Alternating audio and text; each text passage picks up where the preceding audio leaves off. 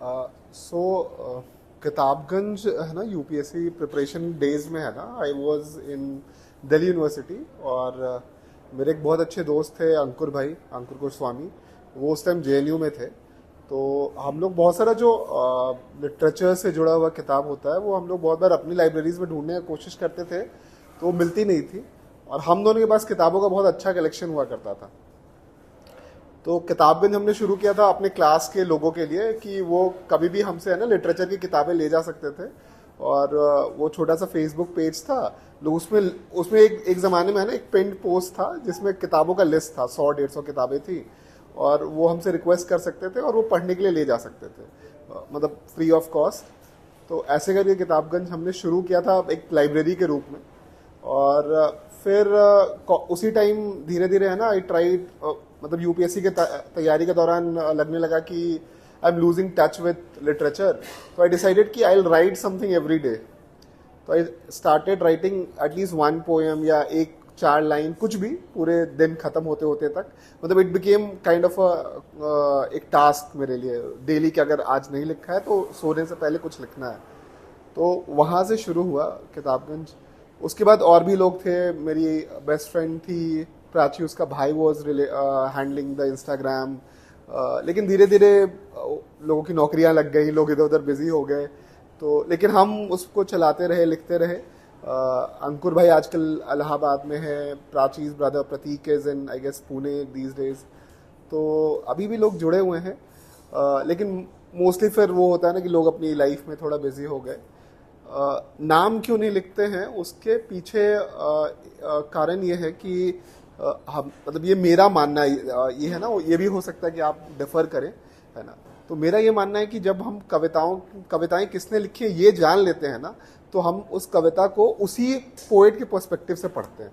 तो जैसे अब आप सब लोगों को पता चल गया कि मैं क्या नौकरी करता हूँ, ठीक है। तो आप मेरी मजदूर पे लिखी हुई कविता को ज्यादा अप्रिशिएट नहीं कर पाएंगे, या फिर आप मेरे किसी भी, मतलब मेरे किसी दुख को ज्यादा अप्रिशिएट, या दुख को अप्रिशिएट भी करेंगे तो आप बोलेंगे अरे ये तो ऐसी नौकरी करता है, इसलिए इसके जीवन में ये घटा होगा, इसलिए इसने ये लिखा।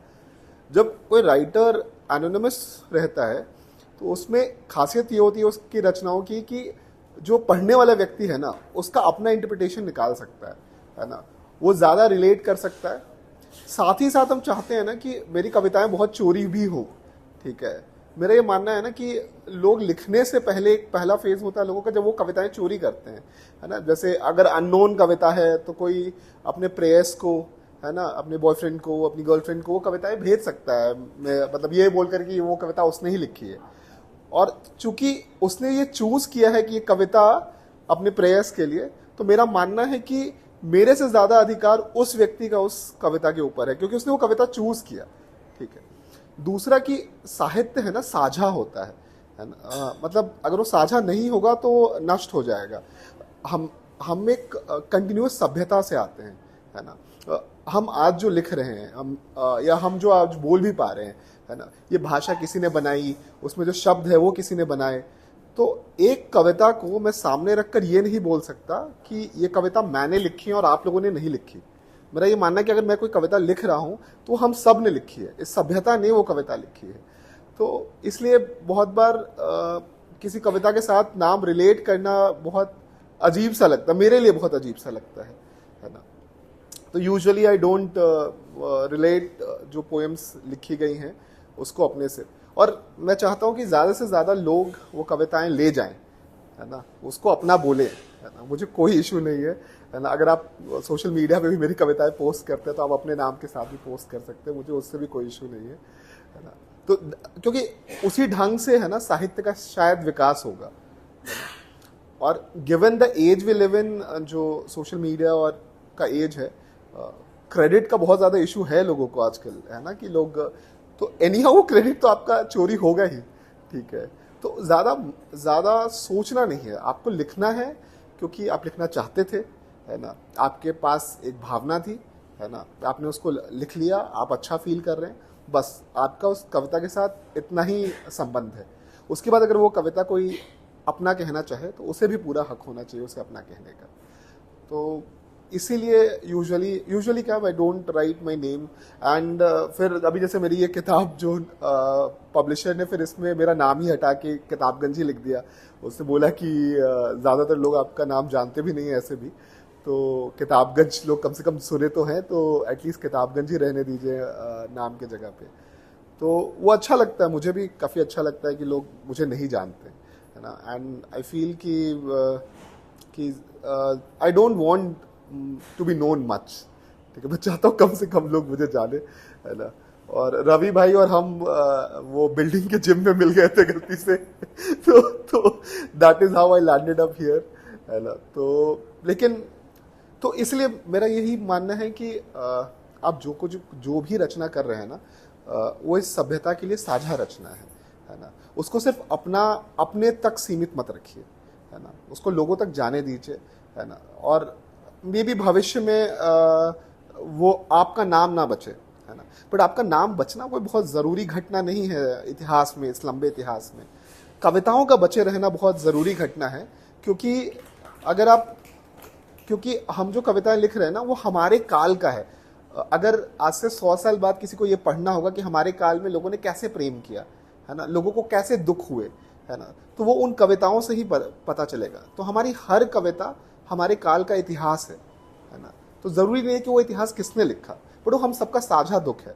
हम सबके दिल एक जैसे टूटे इस पीरियड में, है ना। हमने एक जैसा फील किया।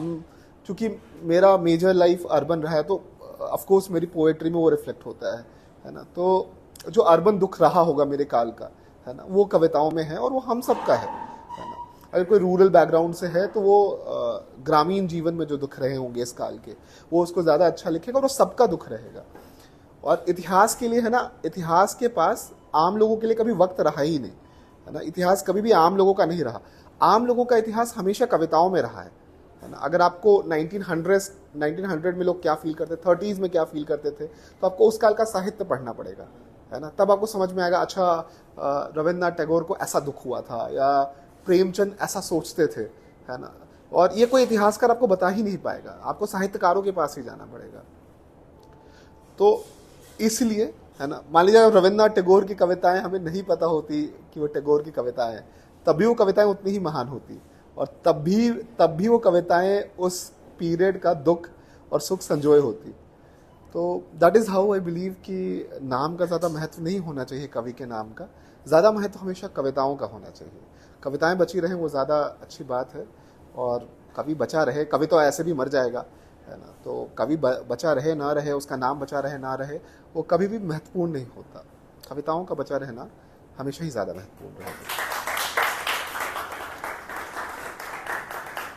मुझे लगा कि शायद मैं किताब के पेज पे हूँ और उसी अप्लाई कर रहा हूँ, बिल्कुल आप भी इसी जोन में चले गए।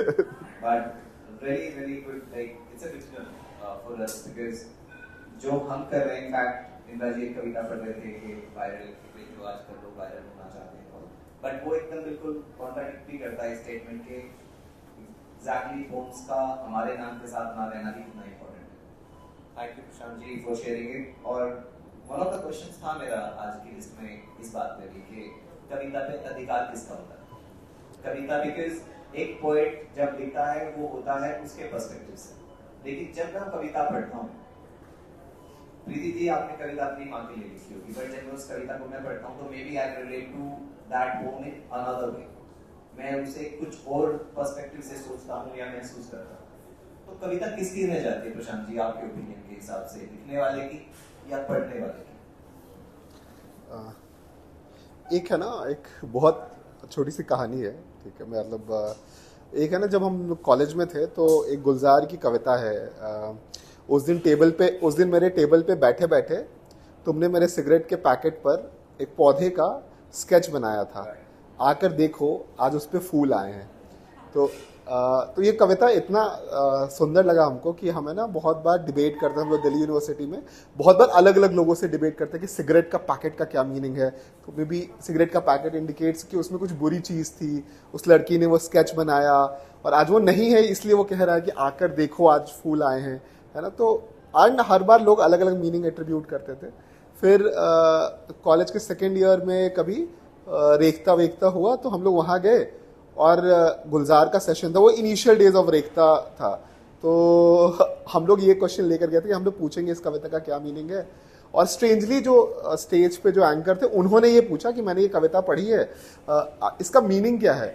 तो गुलजार सेड कि अरे कुछ मीनिंग नहीं है, वो मेरी जो गर्लफ्रेंड थी वो जब हम लोग डेट करते थे वो मेरे रूम में आई और उसने एक्चुअली वो सिगरेट के पैकेट पे पौधे का स्केच बनाया था, फिर हमारी शादी हो गई। ठीक है, तो वो फूल जो है वो शादी है। ठीक है ना। तो सोचो पोएट ने बिल्कुल ही अलग सोचा। हम लोगों ने उसमें कितनी गहरी मीनिंग्स ढूंढी कि उसका कुछ हैबिट चेंज हुआ, उसके लाइफ में चेंज हुआ, वो व्यक्ति चला गया, है ना। तो ये हमेशा है ना कविताओं में अपना अपना भाव रहता है लोगों का। पढ़ते वक्त हमेशा व्यक्ति उस कविता को अपने ही ढंग से पढ़ता है ना, क्योंकि हमारे लाइफ एक्सपीरियंसेस ये बहुत सुंदर बात है कि हमारे लाइफ एक्सपीरियंसेस एक से होते हुए भी काफी इंडिविजुअलिस्टिक भी होते हैं, है ना। हम दुख एक जैसा फील करते हैं, बट हमारे जीवन में कुछ घटनाएं होती हैं कि जो हमारे दुख को एक नया रूप देती है, जो कि जिसमें हमारा चेहरा झलकता है ना। तो जब हम कुछ भी साहित्य में पढ़ते हैं, है ना, तो हम उसको अपना एक पर्सपेक्टिव तो डाल ही देते हैं उसमें। तो इसलिए कविताएं पढ़ने वाला है ना हमेशा ज्यादा बड़ा आदमी होता है कविता लिखने वालों से, है ना, क्योंकि वो इज द पर्सन, पढ़ने वाला इज द पर्सन जो उसका मीनिंग ढूंढ पाएगा, है ना। वो मीनिंग भी ढूंढ पाएगा जो कवि भी शायद नहीं सोच रहा था, है ना। वो उससे ज्यादा डीपर मीनिंग ढूंढेगा, है ना। कालिदास ने जो रचनाएं लिखी शायद उसमें बहुत सारी रचनाएं होंगी जो उनके लिए शैलो थी, बट हमारे लिए बहुत डीप। शेक्सपियर की बहुत सारी लाइनें होंगी जो शेक्सपियर ने ऐसे ही लिख दी होंगी, है ना, बट हमने उसमें नया मीनिंग्स डाला। हम रीडर्स आर द पीपल जो उन कविताओं को एक नया रूप देते हैं, एक नया मीनिंग देते हैं, है ना। और the way it effects your life, है ना, कोई भी कविता, है ना, उस हिसाब से, है ना, वो आपका भी हो जाता है। जैसे अगर फैक्ट्री में शर्ट बनती है, ठीक है, और शर्ट आप पहन लेते हैं, तो शर्ट किसकी है? क्या वो फैक्ट्री की है ना? क्या ये शर्ट पीटर इंग्लैंड की है? नहीं, ये शर्ट मेरी शर्ट है ना, क्योंकि मैं पहन रहा हूँ अब। तो अगर वो कविता मैंने अपना ली, है ना, तो फैक्ट्री किस फैक्ट्री से आया वो फर्क नहीं पड़ता, वो कविता अब मेरी है, मैं पहनता हूँ वो कविता अब। तो मेरा ये हमेशा से मानना रहा है कि कविताएं पाठकों की ही होती हैं, है ना, और पाठक हमेशा उसमें सुंदर सुंदर भाव डालते हैं, है ना। कविताओं का अपना भाव तो ऑफकोर्स जहाँ से ओरिजिन रहा हो उससे रहा ही होगा, है ना। तो इट्स लाइक जैसे गंगोत्री से गंगा निकलती है ना, पर अगर हम उसमें मीनिंग नहीं डालते, है ना, तो कभी वो पूजनीय नहीं होती, है ना। रिवर्स तो पूरे दुनिया में निकल रही है। ये भारत के लोग थे जिन्होंने उस नदी में अपनी भावनाएं डाली, अपना मीनिंग डाला और उसे पूजनीय बना दिया। तो आई गेस साहित्य के साथ भी वैसा ही होता है ना? और किसी भी दिन कोई भी पाठक किसी कविता को महान कविता बोल सकता है और वो महान बन जाती है ना, है ना।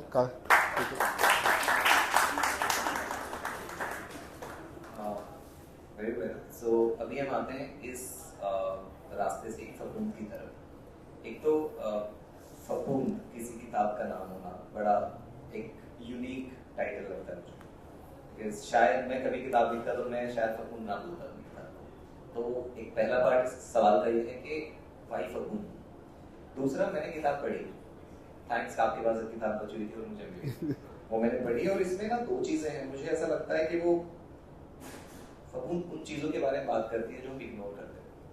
मतलब डेली लाइफ में अगर मैं सड़क पे चल रहा हूँ तो सड़क पे चलते हुए शायद मैं उस बात को नहीं सोचूंगा जो इस किताब में मुझे पढ़ने को मिला है। अरे शायद हाँ बिल्कुल सही है और ये है, तो रिलेटिविटी भी बनती है उसके लिए। तो इसमें किसी की बात करें as a reader if I say, तो मेरा जो एक व्यक्तित्व होगा क्या वो उन बातों पे निर्भर करता है कि जो मैं इग्नोर कर देता हूँ, या उन बातों पे निर्भर करता है जो मैं एक्सेप्ट कर लेता हूँ। सो दो हिस्से हैं इस सवाल के। Over to you. अगेन फफूंद का नाम फफूंद इसलिए है क्योंकि ये है ना, मतलब ये मेरा पहला ही किताब था, तो I was never publish before, और आई जस्ट वांटेड कि कभी फेसबुक अकाउंट बंद हो गया तो कविताएं कहीं रहें, तो इसलिए कलेक्शन आया था उस टाइम में, एंड आई डिडंट एक्सपेक्टेड कि वो बिकेगा भी, एंड आई थॉट कि एटलीस्ट मेरे कलेक्शन के लिए रहेगा कम से कम, है ना। लेटर धीरे धीरे लोग पढ़ने लगे और लोगों ने अप्रिशिएट किया। तो फफूंद चूँकि है ना, मेरे जीवन में बहुत सारे लोग आए और जीवन के अलग अलग हिस्सों में ये कविताएं लिखी गई, है ना। मेरे कॉलेज टाइम में, स्कूल टाइम में, और मे बी प्रिपरेशन टाइम में, एंड आफ्टर नौकरी लगने के बाद कुछ कविताएं। तो इसमें जो कविताएं हैं वो जिन व्यक्तियों के अराउंड लिखी गई, वो व्यक्ति अब मेरे जीवन में है भी नहीं, है ना। तो इन कविताएं मैंने अपने लिए लिखी नहीं, मैंने किसी और के लिए लिखी। बहुत बार ये ऐसी कविताएं भी हैं जो मेरे किसी दोस्त को कोई दुख हुआ, उसके जीवन में कुछ दुख हुआ, उसको मैंने अपना समझ करके उसको अपने पर्सपेक्टिव से लिखा, है ना। जैसे किसी दोस्त का ब्रेकअप सपोज, है ना, तो अब वो दोस्त भी नहीं है मेरे जीवन में, है ना, वो कहीं और है, अपने जीवन में व्यस्त है। तो ये कविताएं जिनके लिए लिखी गई वो जीवन में अब है ही नहीं, तो इन कविताओं को अपना कहने वाला कोई नहीं है, ठीक है। तो जब कोई चीज़ किसी चीज़ को अपना कहने वाला कोई नहीं होता, तो वो पड़ी रह जाती है, और पड़े पड़े उन पे फफूंद उगाती है, जो काई होती है, दीवार है, कुछ है, आप कोई सामान बाहर छोड़ दें, है ना, तो धीरे धीरे उस पर फंगस उगाएगा, है ना। तो that is how it got it name फफूंद, कि वो कविताएं जिनको अब कोई अपना नहीं कहता, और वो मैंने अपने लिए लिखी भी नहीं थी, तो वो मेरी भी नहीं है ना, क्योंकि मैंने कभी उनको अपना नाम भी नहीं दिया, है ना। तो इसलिए ये कविताओं को चूंकि अपना कहने वाला कोई नहीं है और बहुत दिन भी हो गए हैं, तो इन पर फफूंद उगाई है, तो इसलिए इस किताब का नाम फफूंद है। उसकी पहली कविता भी वैसे ही शुरू होती है कि अब तक तो हरी फफूंद उगाई होगी उन कविताओं पर जो मैंने तुम्हारे लिए लिखी थी, है ना, क्योंकि वो व्यक्ति है नहीं, है ना। तो that is how the name comes. Second सवाल क्या था? जो चीज़ें हम इग्नोर करते हैं, अच्छा, जो चीज़ें हम एक्सेप्ट कर लेते हैं, हाँ, वो उन पे निर्भर करता है जो हम इग्नोर करते हैं या फिर एक्सेप्ट करते हैं। तो हाँ, there is a very wonderful photographer in Delhi, Mayank Austin Soofi, है ना। तो he is a photographer of not of special things, he is a photographer of mundane, है ना। रोज़मर्रा की चीज़ें, उनकी तस्वीरें आप देखेंगे तो उसमें कुछ भी स्पेशल नहीं होता। मतलब मे बी वो यहाँ बैठे बैठे उस जगह की एक तस्वीर ले लें, लोग को आते जाते रैंडम तस्वीरें, जो कि कभी कभी देख के लगता है कि मैं भी ये तस्वीरें ले सकता हूँ, है ना। But the way he captures mundane is artistic, है ना। तो कविताएं भी वैसे ही होनी चाहिए, वो मुंडेन के बारे में ही होनी चाहिए, है ना। क्योंकि स्पेशल अगेन मे बी शायद कोई उसे रिलेट ना कर पाए, मे बी वो फिर आपका बहुत निजी स्पेशल हो सकता है ना। तो और कविताएं इतनी सरल भी होनी चाहिए कि कोई भी उसे अपना कह सके। जैसे आप मयंक ऑस्टिन सूफी की कोई भी तस्वीर निकाल करके किसी दोस्त को भेज सकते हैं, आप बोलेंगे कि अरे ये मैंने ली है, और कोई मान लेंगे लोग, क्योंकि वो इतनी सरल तस्वीरें हैं, है ना। उसी ढंग से कविताएं, मतलब जीवन पहले से ही काफ़ी कठोर है ना। हम लोग सब कहीं ना कहीं स्ट्रगल कर रहे हैं, है ना। हम सब चाहे अगर प्रोफेशनल लाइफ में ना स्ट्रगल कर रहे हो तो अपने पर्सनल लाइफ में स्ट्रगल कर रहे हैं, पर्सनल लाइफ में नहीं स्ट्रगल कर रहे हैं तो मे बी स्कूल में स्ट्रगल कर रहे हैं, कॉलेज में स्ट्रगल कर रहे हैं, कहीं ना कहीं, है ना। There is a constant pain, है ना, ऐसा मेरा मानना है। मे बी शायद आपका जीवन बहुत अच्छा हो, है ना। There is a constant pain in life, है ना। वो हर किसी के जीवन में दिखता है, हम बहुत बार बात नहीं करते उसके बारे में, है ना। तो वो पेन, है ना, मुंडेन ही है। वो पेन स्पेशल चीज़ों से नहीं आ रहा है, यूजुअली लाइफ के मुंडेन होने से, बहुत नॉर्मल होने से ही वो आ जाता है वो पेन, है ना। तो कविताएं हमेशा, है ना, मुंडेन लाइफ के बारे में, मतलब मेरी कविताएं एटलीस्ट मुंडेन लाइफ के बारे में है ना। मैं ये नहीं कहता कि सारी कविता वैसे ही होनी चाहिए। और जीवन चूँकि बहुत कठोर है, तो जब भी आप लिखें तो मेरी ये गुजारिश है कि आप लोग हमेशा सरल कविताएं लिखें, है ना। कि इस कठोर जीवन में अगर कविताएं भी कठोर होने लगी, है ना, तो पाठकों के लिए बहुत दिक्कत हो जाएगी, है ना। तो हमें ना सोसाइटी के लिए लिखना चाहिए, है ना। तो इसलिए मेरा मानना है, right about mundane, right about everyday life, है ना। बहुत बहुत छोटी छोटी चीज़ें, है ना, हम लोग देखते हैं और हम लोग नोटिस नहीं करते। Remembering Gulzar from the same जो इवेंट हम रेफर कर रहे थे रेखता का, तो उनसे पूछा गया था कि आप मुंडेन के बारे में इतना अच्छा कैसे लिखते हैं कि आप कुछ भी लिख देते हैं तो सुंदर लगता है। तो गुलजार ने उस एंकर से पूछा था कि बाहर जो आपको जो धूप नज़र आ रहा है वो आपको कैसा नज़र आ रहा है, तो उसने बोला कि धूप है और वो छन कर इस टेंट के अंदर आ रही है धूप। तो गुलजार ने बोला तुम्हें पता, मतलब इतने देर में मैं बैठा हुआ था, मैं वो धूप आती वो लोगों के ऊपर धूप आती दिख रही थी, तो मुझे लग रहा था कि बर्फ़ी है और बर्फ़ी के ऊपर सिल्वर का वर्क के रूप में वो धूप है, लोग बर्फ़ी हैं, है ना, और मैं ऐसे देख रहा हूँ उस चीज़ को, है ना। तो जो मुंडेन है वही एक पीरियड के बाद स्पेशल बन जाता है ना। तो दैट इज़ हाउ हम लोग, और बहुत सारी चीज़ें हैं हमारे इर्द गिर्द आप लिख सकते हैं, है ना, बहुत छोटी छोटी चीज़ें। तो आई गेस मे बी हमें थोड़ा ज़्यादा सेल्फ अवेयर होना चाहिए, तो शायद हम ज़्यादा अच्छा लिख पाएँ, है ना जी। इससे पहले कि मैं आपको कविता पढ़ने के लाऊं, मेरा एक आखिरी सवाल है जी। और केवल इस किताब के बारे में नहीं, जितनी भी किताबें आप आने वाले टाइम में लिखेंगे और दूसरी किताब आपने जो बुक प्रेम पत्र लिखी है, अगर 10 साल बाद कोई इन कविताओं को पढ़े, और जैसे मेरा बेटा 1.5 साल का है, तो 10 साल बाद 12 साल का होगा, तो अगर वो 12 साल का जब उस कविताओं को पढ़ेगा, तो एज एन ऑथर और एज ए रीडर आपको क्या लगता है कि क्या मैसेज होगा इन किताबों से जो वो आगे कैरी फॉरवर्ड करे? Just one idea he can take it from that. One idea which I feel कि मेरी कविताओं का कांस्टेंट थीम भी है, और आई वांट जो यंगर जनरेशन है उसको कैरी फॉरवर्ड करना भी, कि जैसा समाज हम बनते जा रहे हैं, है ना, और काफ़ी नफ़रत से भरा समाज जैसा हम क्रिएट करते जा रहे हैं, उसमें प्रेम ही सबसे बड़ा विद्रोह है ना। तो आप प्रेम करिए, है ना, यही मेरी कविताओं का थीम भी है। और मैं यही चाहता हूँ कि अगर कोई मेरी कविताओं को कैरी फॉरवर्ड करे तो वो यही उससे डिड्यूस करे कि सबसे प्रेम करना है, नफ़रत की कोई जगह नहीं होनी चाहिए। आपकी माँ ने आपको मातृभाषा सिखाई है, आपकी माँ की भाषा में नफ़रत नहीं की जा सकती। आप जब नफ़रत करते हैं तो अपनी माँ की भाषा भी नहीं बोल रहे, है ना। तो मेरी कविताओं में नफ़रत के लिए कोई जगह नहीं, किसी के लिए, किसी से भी नफ़रत के लिए कोई जगह नहीं है, उसमें सिर्फ प्रेम है ना? तो आप एक अच्छा, और प्रेम ही सबसे बड़ा प्रोपेगेंडा है ना।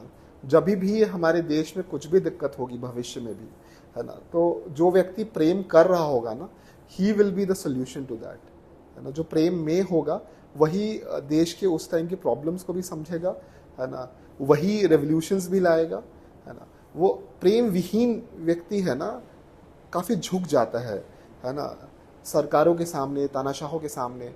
जो व्यक्ति प्रेम करता है किसी से भी, है, तो वो नहीं झुकता, है ना, और वही हमारी सोसाइटी का सबसे मुख्य व्यक्ति है, वही हमारा मुख्य किरदार होगा जो हमें नई दिशाओं की तरफ ले जाएगा। तो जो कविताएं हैं वो प्रेम कविताएं हैं, बट वो एक प्रोपेगेंडा है, ये सारी कविताएं एक प्रोपेगेंडा है ऐसी सोसाइटी क्रिएट करने के लिए जहाँ पे नफ़रत के लिए सोसाइटी के पास जगह ही ना रहे, है ना। तो that is a propaganda I wish कि इस carry forward to the next generation. Thank you Prashant ji, मुझे तो मजा आ रहा है बात करने में। आपका नहीं पता, बट अब सेकंड फेज की तरफ चलते हैं इस कॉन्वर्सेशन के। आपके पास किताब है, एक ही है, आई थिंक इसे यूज कर सकते हैं। अगर आपको वैसे याद है तो डेफिनेटली आप यार याद तो नहीं है मेरे को। 3 कविताएं आप ये ले लीजिए, या तो इससे या बुक प्रेम पत्र से, या कोई भी 3 कविताएं आपको जो सबसे अच्छी लगती हैं अपनी और आप साझा करना चाहते हैं यहाँ पे, ठीक है। उसके बाद में हम आपके क्वेश्चंस लेंगे, 3 या 4 क्वेश्चंस। लेट मी चेक, अगर कोई कविता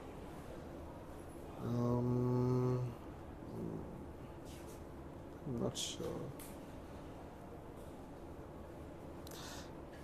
एक minute, I have to check, sorry guys. तो जब तक वो कविताएं ढूंढ रहे हैं, आज इनके पास केवल इंग्लिश वाली किताब है। जो इंग्लिश पढ़ते हैं या पढ़ना चाहते हैं वो आज साइन कॉपी ले सकते हैं। जिनको हिंदी गुप्त प्रेम पत्र और कपून की कॉपियां चाहिए वो अमेज़न से खरीद सकते हैं। अमेज़न पे है ना? हाँ, अमेज़न पे है, अमेज़न या फ्लिपकार्ट वगैरह से ले सकते हैं आप। जितने भी हमारे ऑनलाइन चैनल्स हैं उनसे खरीद सकते ये मैं 2-3 कविताएं सुना सकता हूँ?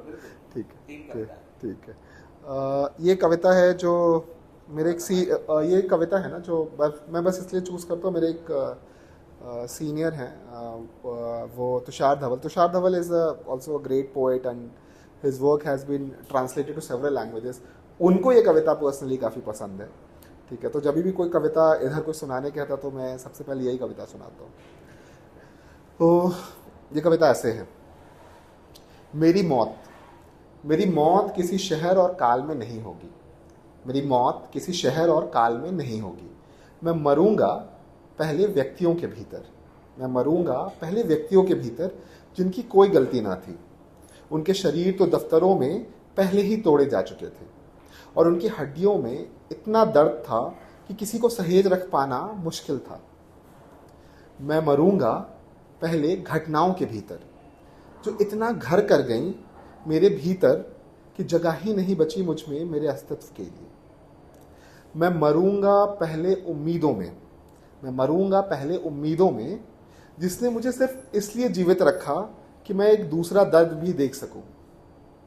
मैं मरूंगा पहले उन संस्थाओं में, उन सामाजिक संस्थाओं में। मैं मरूंगा पहले उन संस्थाओं में जिन्होंने मुझे समाज देकर खरीद लेने की कोशिश की। मुझे मेरी कविताओं की इतर, कायर, कमज़ोर और फिरका परस्त बनाने की पुरजोर कोशिश की। मैं मरूंगा पहले अपने ही लिखे में। मैं मरूंगा पहले अपने ही लिखे में। मेरी कविताएं जो सिकंदर की तरह विश्व विजय की चाह में निकली थीं और खरीद ली गईं। मैं सिमट जाऊंगा।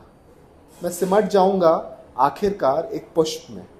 मैं सिमट जाऊंगा आखिरकार एक पुष्प में जो तोड़ा जाएगा किसी अल्हड़ के हाथ। मैं सिमट जाऊंगा आखिरकार एक पुष्प में जो तोड़ा जाएगा किसी अल्हड़ के हाथ, बिना मतलब, वैसे ही जैसे मैंने जीना चाहा था।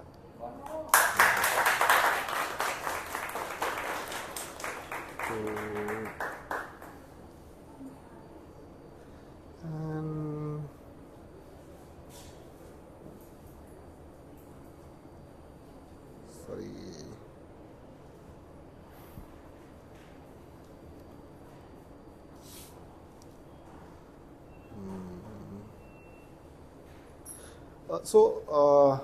ये कविता है जो इधर हाल फिलहाल में लिखी थी। ये कविता इस बारे में है कि हम अपने स्थानीय भाषाओं में नहीं बोलते। ठीक है, तो हिंदी का अगर आप किसी स्कूल में जाएं तो ज़्यादातर हिंदी में ही पढ़ाई होती है, अंग्रेज़ी में ऑफ कोर्स पढ़ाई होती है ज़्यादातर। तो हम सबकी मातृभाषा है ना, जो एक्चुअल मातृभाषा है वो हिंदी नहीं है। आप लोगों की भी नहीं है। आप लोग में भी कुछ हरियाणवी बोलते होंगे, मारवाड़ी बोलते होंगे, है ना। तो हमारी एक मातृभाषा है जिसकी जगह काफ़ी ख़त्म होते जा रही है, साहित्य से भी और इन सारी जगहों से। सो हम है ना बिहार से आते हैं, तो हम जिस जगह से आते हैं वहाँ पे मगही बोला जाता है। ठीक है, तो ये कविता उसके अराउंड है। लास्ट में थोड़ा सा मगही है, अगर I will try to also explain, it's very little Magahi. तो ये ऐसे शुरू होती है। मेरे गाँव के स्कूल में घुसने से पहले बच्चों से उनकी भाषा उतरवा दी जाती है। मेरे गांव के स्कूल में घुसने से पहले बच्चों से उनकी भाषा उतरवा दी जाती है। स्कूल से जुड़ा ही है गांव का देवी स्थान। मतलब बिहार में हर गांव के बाहर है ना एक देवी स्थान होता है। स्कूल से जुड़ा ही है गांव का देवी स्थान, जहां की देवी को स्कूल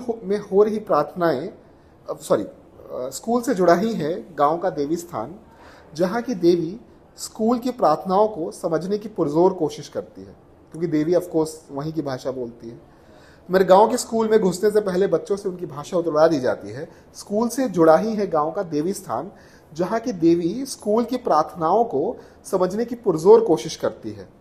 मेरी मातृभाषा कभी स्कूल नहीं गई।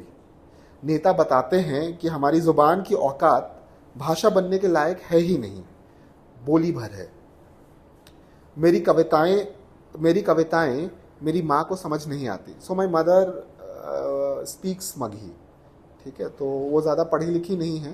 वो शायद स्कूल भी क्लास 1 तक ही जा पाई थी, तो वो ज़्यादा पढ़ती नहीं है और उनको इतना शुद्ध हिंदी में लिखा हुआ कविता वगैरह, जबकि ये बहुत सरल हिंदी ही है। ठीक है, मेरी कविताएं मेरी माँ को समझ नहीं आती।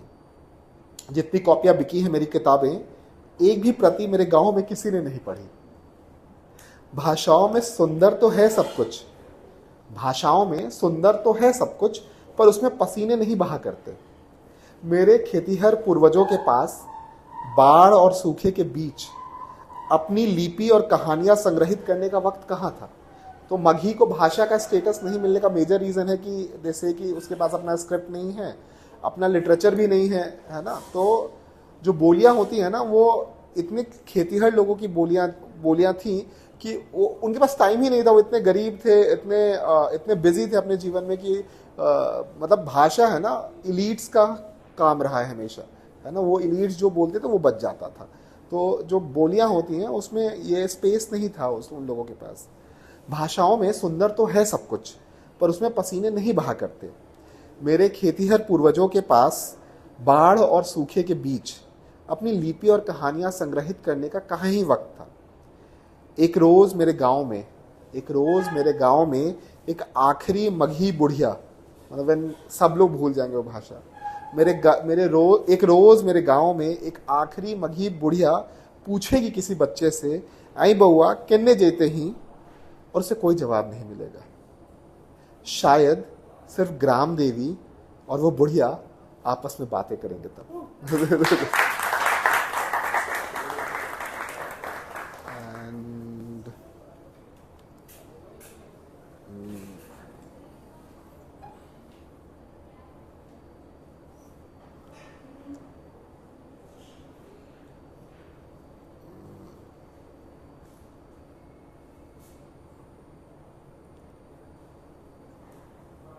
And I guess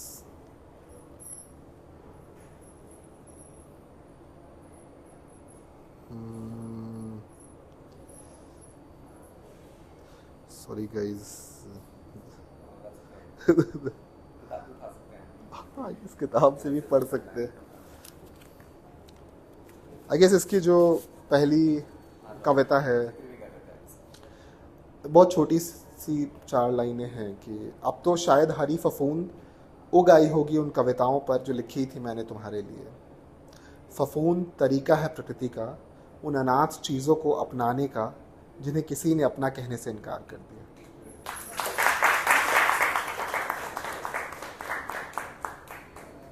सवाल ले लेते हैं। हाँ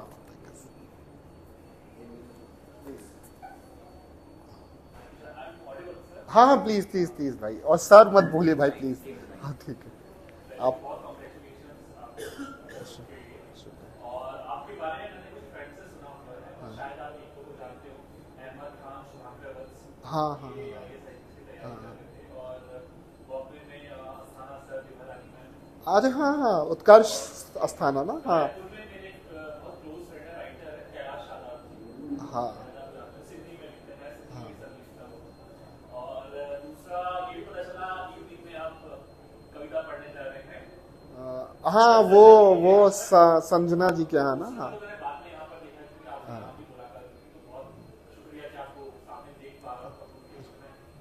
बात भी हो रही, आपने सर क्षेत्रीय भाषा की बात की, मैं भी ज्यादातर सिंधी में लिखता हूँ। हाँ और एक समस्या बहुत आती है हमारे राइटर्स के लिए कि बाहर और लोगों से जुड़ने के लिए हम भाषा में बदलाव करते हैं। छोटा सा एक दो एग्जाम्पल देना चाहूँगा। आपके आने से पहले मैंने कविता पढ़ी कि माँ क्या चाहती है, उसमें एक लाइन मैंने हिंदी में लिखी कि तवे से उतरती गरम गरम रोटी खानी। सिंधी में जो कविता है उसको अपना अलग है, उसमें ये तवे का लखल गरम गरम दूसरी खानी। दूसरी एक हमारे सिंधियों में सुबह रोटी बनती है, हैरान मतलब बोलते हैं कि गुड़ की रोटी। अब हिंदी में उसको एक्सप्लेन करना मुझे लगा कि बहुत मुश्किल हो जाएगा यार, गरम रोटी को हर कोई रिलेट कर पाएगा। तो सर जैसे आपने मातृभाषा के बारे में बोला, तो क्या आप जब सोचते हैं क्षेत्रीय भाषा में या लिखते हैं, तो क्या आपके ट्रांसलेशन में ऐसी दिक्कतों का महसूस करते हैं? आप सीधे हिंदी पर भी फोकस करते हैं, क्षेत्रीय भाषा में जो लिखते हैं उनके लिए आपके सुझाव देंगे? देखिए क्षेत्रीय भाषा में लिखने का ही सबसे पहला उद्देश्य ये है कि हमारा जो अपना पर्सपेक्टिव है वो बच पाए, है ना। अभी तक हमने लिखा ही नहीं है, किसी ने नहीं लिखा है, बहुत कम लोग लिख रहे हैं, है ना। और ज़्यादातर क्षेत्रीय भाषाओं को तो भाषा का भी दर्जा नहीं मिला हुआ है। जैसे मेरी जो मातृभाषा है मगही, उसको भाषा का भी दर्जा नहीं मिला हुआ है।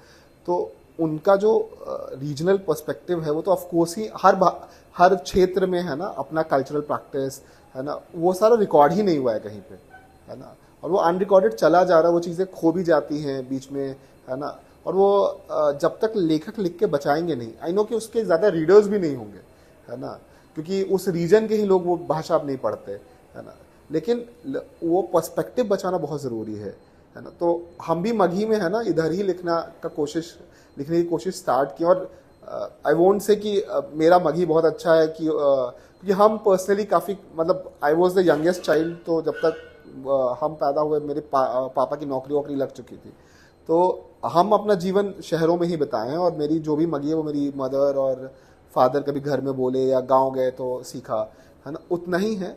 But over the period as maturity comes, तो आई रियलाइज कि क्यों ज़रूरी है वो जो क्षेत्रीय भाषा है उसमें भी लिखना, और उसमें जो प्रैक्टिसेस हैं उनको बचाना, है ना।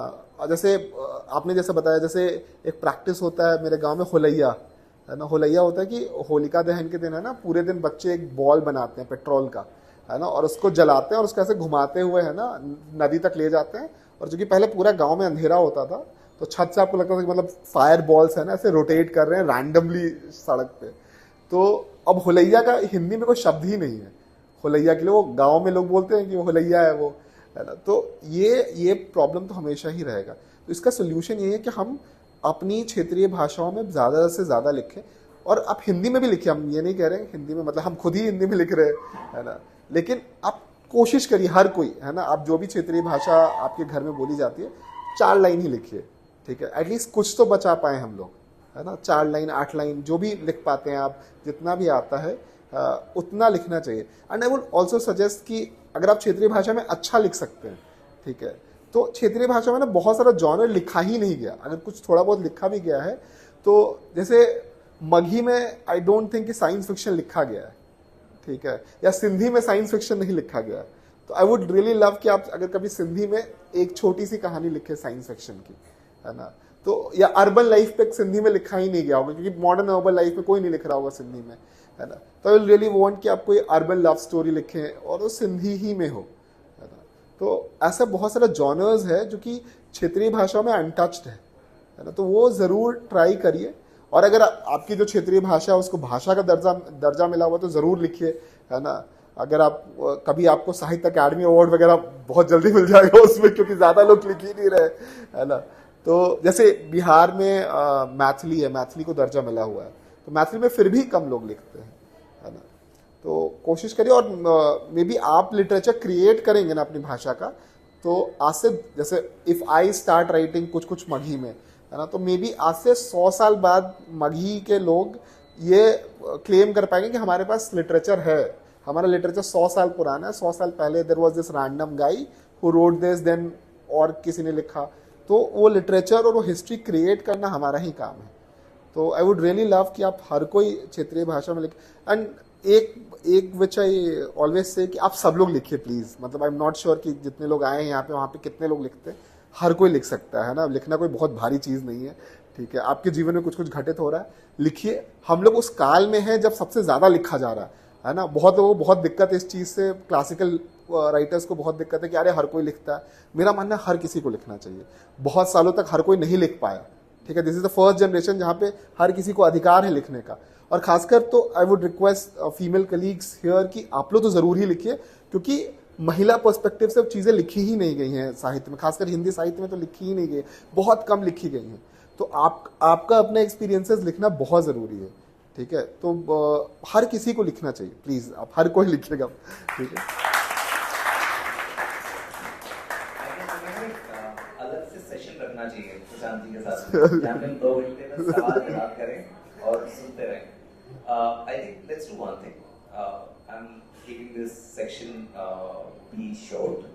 इसमें क्या करेंगे, जब साइनिंग के लिए अभी प्रशांत जी आप हैं ना, तो एंटर बैठेंगे और जिससे भी बात करनी है आराम से बात कर सकता है।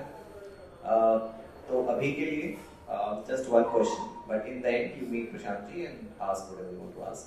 So, but Prashant ji thank you so much. Thank you, time भाई। निकाला, अरे अच्छा हुआ मैं आपसे जिम में मिला, मुझे नहीं पता था, मैं बस कहीं पे फोटो देखा था और उस दिन जिम में मिला, आप किताबगंज से हैं? He said, हाँ जी। And then we started talking. But thank you so much Thank for you, being bhai. here today, and thank you so much to you. Thank you, sir. हाँ प्लीज